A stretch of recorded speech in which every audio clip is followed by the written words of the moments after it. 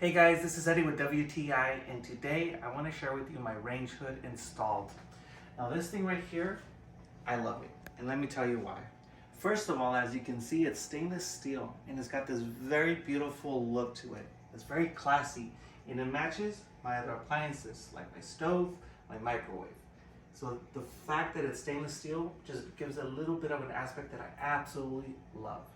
Second of all, I really like the functions that it actually offers. For example, when I'm in the kitchen and it's late at night and I don't want to have all the lights on, I love the fact that I can turn it on and just turn on the LED lights that are underneath.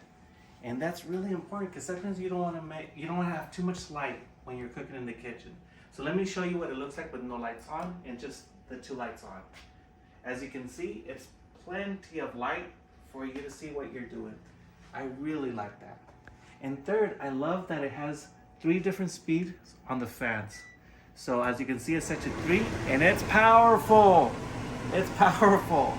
So I love that also. So let me go ahead and turn it off.